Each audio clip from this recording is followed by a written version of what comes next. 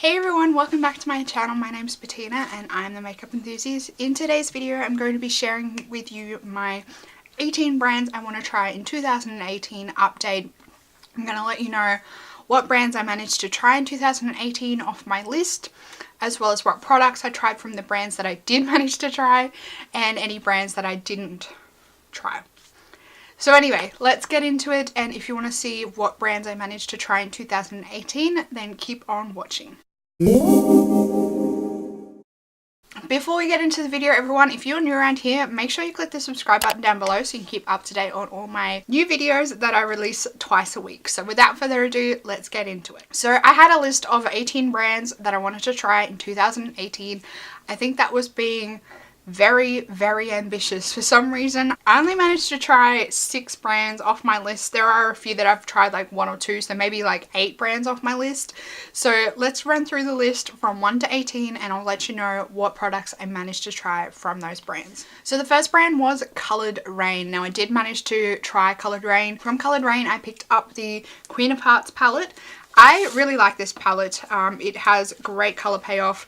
The Coloured Rain formula is beautiful. I haven't had a chance to play with this that much, but every time I have used this, I have really enjoyed it. The only thing I don't like about this is the packaging.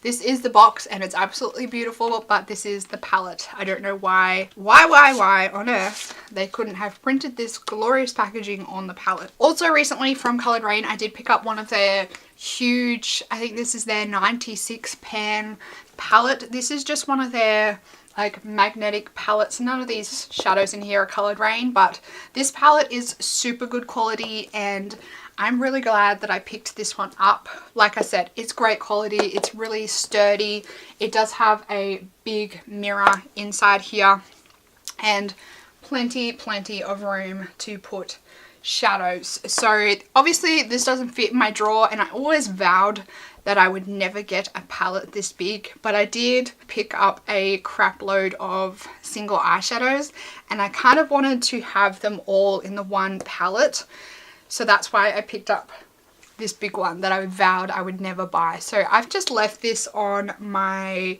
makeup desk to encourage me to use my single eyeshadows. And yeah, it's been doing me well. I'm really happy with it and I think it's really good quality. So if you are looking for a really sturdy, big magnetic palette, Coloured Rain's one to look for. I think this only cost me like $25 US. They had it on sale on Black Friday and shipping to Australia was pretty cheap. From memory, it was pretty cheap. I think Coloured Rain is one of the brands that you can stack the coupons as well. Like they'll do the discount off the website, but then they'll also let you use like one of your favorite influencers coupon codes to get further money off. The second brand was Viseart. Now I didn't manage to try much from Viseart. I did pick up the Grande Pro 1 and the Grande Pro 2. I haven't really had much of a chance to use these all that much. The Grande Pro 1 was a bit underwhelming for me. The Grande Pro 2, I haven't had a chance to use all that much. These Grande Pro palettes are exclusive to Muse Beauty, but I think the Pro 1 you can get off Beautylish now. This is what the Pro 2 looks like. It's beautiful, but I can't really comment on whether I would recommend it for you guys or not because I haven't really had that much of a chance to use this.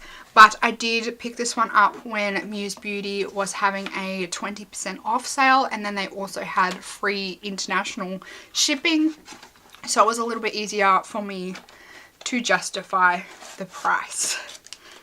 But yeah, those two are, I don't know, I can't really comment on whether I would recommend Viseart or not based off just these two palettes because I don't think these really are their shining stars in their collection, and I do find the Pro 1 a little bit underwhelming compared to what I've heard about their other eyeshadow palettes and formulas. I The third brand was Lit Cosmetics, and I didn't manage to try Lit, unfortunately. I did have it on like my birthday wish list and whatnot, but it didn't happen, and I'm not mad about it. So I don't really felt the need to have any glitters this year. What I have in my collection I've been happy with, and I have my Stila Magnificent Metals. So what I have I've been happy with, and anything that I've wanted or needed I've kind of just used like my Inglot pigments or certain stuff like that. So Lit Cosmetics is a brand that I would like to try one day, but it's not up there on my list. The fourth brand was Drunk Elephant, and once again I didn't get a chance to try anything from Drunk Elephant this year, but I am thinking of picking up a few things in 2019 because once I'm out of a few of my serums in my collection, I'm thinking of trying the Drunk Elephant vitamin C serum and also their glycolic serum. So those two are on my list to try sometime in 2019 once I've used up the serums that I have in my collection. The fifth brand was Fenty Beauty. Now I only tried one thing from Fenty Beauty this year, and I can't really say that that allows me to comment on the brand as a whole, but I did try the foundation and I wasn't impressed with the foundation at all. I commend Fenty for having an amazing color range and shade range, but the foundation itself is not for me, unfortunately. I just feel like it looks really cakey on my skin. It doesn't sit nicely on my skin. So unfortunately that one wasn't a winner for me. The sixth brand was Wayne Goss, and I only managed to try one brush from Wayne Goss throughout the year, and this is the Wayne Goss number 16 brush. I got this in my Beautylish lucky bag last year. I absolutely love this brush. It is so soft. It is so nice for blending. So I still would really like to pick up some more Wayne Goss brushes at some point, but they are so expensive. So this little guy is one of my treasures in my makeup collection. Fingers crossed I get more Wayne Goss brushes in my Beautylish lucky bag this year. Next one is Neod, and I didn't manage to pick anything up from Neod. Neod is still a skincare brand that is on my radar, but it's just not something that I feel the need to really go out and buy straight away. Once I use up a few more masks and stuff in my collection, I might look at getting some of the Neod masks and serums and whatnot, but for the time being it's not something that I urgently need or desperately want to try. The eighth brand was Natasha Denona, and I got the Natasha Denona Star palette as a birthday present, I believe. This is a palette that I was a bit shocked by. I was really underwhelmed, and I haven't really grabbed for it all that much since getting it. I don't really understand the attraction of Natasha Denona. Based off this palette, I don't understand the attraction. It's not my favourite eyeshadow palette to grab for or my favourite formula. I do think that the Lila palette is a palette that I would really enjoy and really vibe with. Purples are something that I really tend to wear or gravitate towards when I'm in a bit of a funk.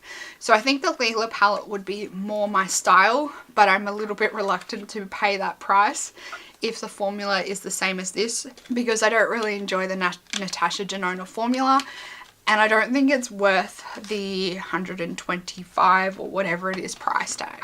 Then we have Glossier, and as far as I'm aware, Glossier still don't ship to Australia, so I had this on my list in the hope that they would start shipping to Australia in 2018, but as far as I'm aware they still don't ship to Australia, so can't try that one yet. Then we have Dose of Colours, and I did get 4 Dose of Colours palettes for Christmas, so I'm taking Dose of Colours off the list, but I can't really comment because I haven't really had enough time to play with these palettes yet, but I have enough of the Dose of Colours palettes and formulas, in my opinion, to get a good idea about the brand.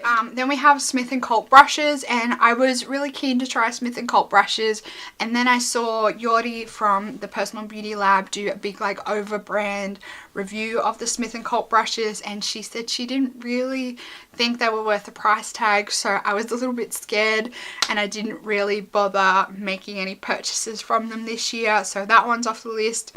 Number 12 was Sugar Pill. I really wanted to purchase the Sugar Pill single eyeshadows.